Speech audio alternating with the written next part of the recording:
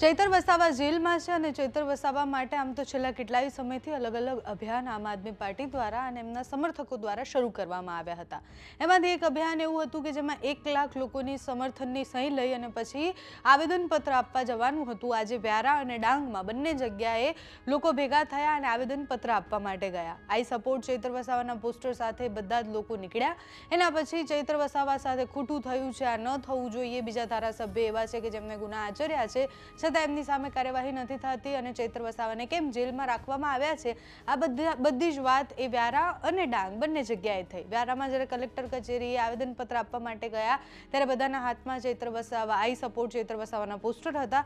આ પોસ્ટર આમ તો છેલ્લા કેટલાય દિવસોથી ચર્ચામાં એટલે પણ છે કારણ કે દાહોદમાં જ્યારે આદિવાસી દિવસ હતો એ દિવસે બબાલ થઈ હતી અને એમાં અમુક લોકો પાસે ચૈતર વસાવાના પોસ્ટર હતા અને પછી બબાલની શરૂઆત થઈ હતી। એના કારણે પણ આ પોસ્ટર બધાને જાણીતા લાગતા હશે, જે સોશિયલ મીડિયા વાપરે છે।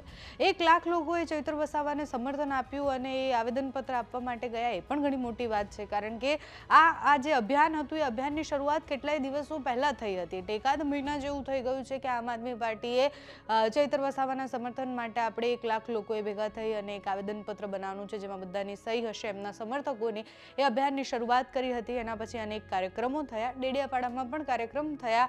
આદિવાસી દિવસ હતો ત્યારે પણ એક કાર્યક્રમ હતો જેમાં ચૈતર વસાવાના પત્નીએ જાહેર મંચ પરથી એવું કહેતા હતા કે અમને જેલમાં મોકલ્યા છે, એટલે ચૈતરભાઈને જેલમાં મોકલ્યા છે અને મને જેલમાં મોકલ્યા છે, આદિવાસીઓ એનો બદલો લેશે। હવે આદિવાસીઓ બદલો લે છે કે પછી શું કરે છે એ સમય બતાવશે। ચૈતર વસાવાની સુનાવણી પણ હવે એટલે કે ચુકાદો જે આવવાનો છે, માફ કરજો, એ ચુકાદો 24 તારીખે આવવાનો છે કે એમને જે સજા થઈ છે એના ઉપર સ્ટે લાગે છે કે કેમ, કે પછી એમને જામીન મળે છે કે કેમ, 24 તારીખે ખબર પડશે। એની પહેલા આજે વ્યારા અને ડાંગ બંને જગ્યાએ જ્યારે ચૈતર વસાવાના સમર્થકો ભેગા થયા ત્યારે શું થયું તે જુઓ।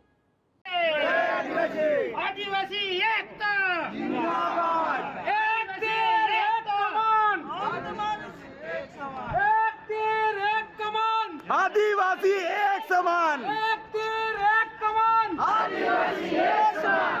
यो એટલા માટે ફોટા तुम्हाला દીધા હા કાકા, असली जो आपला आदिवासी नेता हा चैतर वसावा तो हर हमेशा आपले हक અને અધિકાર માટે લડો અને તેલા હતા જેલમાં પૂરી થવના હતા। તેहाला પ્રશાસનને એક સંદેશ આપલે દેવલા હા કે એક ચૈતર વસાવાલા પૂરી પાર્ટી વતી આજે વ્યારાની અંદર આપણે જ્યારે આપણા જનનાયક ચૈતર વસાવા સાહેબના સમર્થનમાં આપણે તાપી જિલ્લાના કલેક્ટરને આવેદનપત્ર આપવા જઈ રહ્યા છે ત્યારે અહીં જે કોઈ પણ વિધાનસભામાંથી ભાઈઓ બહેનો જય આદિવાસી, આપ સૌ જાણો છો એમ કે ડેડિયાપાડાના આમ આદમી પાર્ટીના આદિવાસી ધારાસભ્ય શ્રી ચૈતરભાઈ વસાવાને એમના પ્રજાજનોના પ્રશ્નો સાંભળતા, પ્રજાજનોની મુશ્કેલી સાંભળતી વખતે ફોરેસ્ટ કર્મચારીઓ સાથે જે બોલાચાલી થઈ એમાં સરકારે એમના પર ખોટો કેસ દાખલ કર્યો, ખોટા પુરાવા ઊભા કર્યા અને સેશન્સ કોર્ટ દ્વારા એમને સજા અપાવી અને એની વિરોધ આ ગુજરાતનો આદિવાસી સમાજ, દલિત સમાજ, વંચિત સમાજ, શોષિત સમાજ અને દરેક સમાજ